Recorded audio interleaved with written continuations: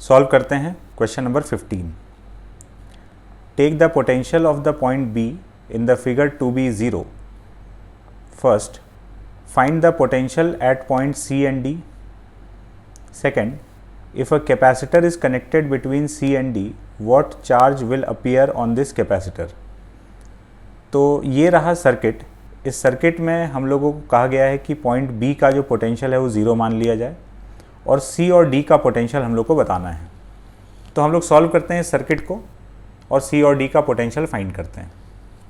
तो इस सर्किट में ये 4 और 8 सीरीज़ कॉम्बिनेशन में है, 3 और 6 सीरीज़ कॉम्बिनेशन में है और ये पूरा दोनों कैपेसिटर्स का सेट बैटरी के साथ में पैरेलल में है।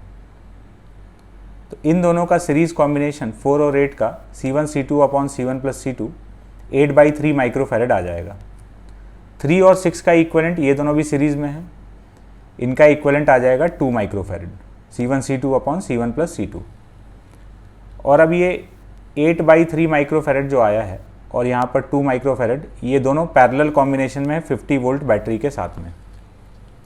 तो 8/3 वाले कॉम्बिनेशन पर जो चार्ज आया होगा वो हो गया C1 इंटू V, 400/3 माइक्रोकूलम। और ये जो 2 माइक्रोफैरड वाला इक्विवेलेंट आया है, इस पे जो चार्ज आया होगा Q2, this is C2 into V, 2 into 50, 100 microcoulomb. तो ऊपर वाले सिस्टम पर 400/3, ये दोनों सीरीज़ में हैं तो दोनों का चार्ज 400/3, 8 का भी और 4 का भी। और 100 माइक्रोकूलम नीचे वाले सेट पर आया है, ये दोनों सीरीज़ में हैं, इन दोनों का चार्ज भी सेम होगा, 100 माइक्रोकूलम एंड 100 माइक्रोकूलम। हम लोग को C और D का पोटेंशियल निकालना है। तो इस सिस्टम में यहाँ का पोटेंशियल हम लोगों ने 0 मान लिया जैसा कि क्वेश्चन में गिवन है। 8 माइक्रोफैरड का पोटेंशियल डिफरेंस अगर निकाल लें तो C का पोटेंशियल आ जाएगा। Voltage across 8 microfarad, V equal to Q/C, इसका चार्ज हम लोग निकाले थे 400/3, तो Q1/C कर देंगे तो Q1/C का वैल्यू हम लोग को मिल रहा है 50/3 वोल्ट। Q1 का वैल्यू 400/3 है, ये वाला वैल्यू। तो इसके अक्रॉस वोल्टेज आ गया 50/3। सिमिलरली यहाँ का वोल्टेज 0 है, ये 0 है, तो जो 6 माइक्रोफैरड के अक्रॉस वोल्टेज है वही D का वोल्टेज हो जाएगा। तो voltage across 6 microfarad, again Q/C करेंगे।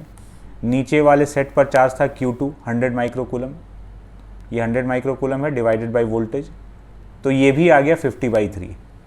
पॉइंट D का वोल्टेज भी 50/3 है, तो C और D दोनों एक ही वोल्टेज पर है, 50/3 पर। फर्स्ट पार्ट सॉल्व हो गया। सेकेंड पार्ट में बोला था कि अगर हम लोग C और D के बीच में एक कैपेसिटर ज्वाइन कर दें तो उस पर कितना चार्ज आ सकता है। तो C और D सेम पोटेंशियल पर है, तो यहाँ पर अगर हम लोग कोई कैपेसिटर ज्वाइन करेंगे तो उस कैपेसिटर का वोल्टेज हमेशा 0 रहेगा, VC minus VD equal to 0, तो वो कैपेसिटर कभी भी चार्ज नहीं हो सकता है।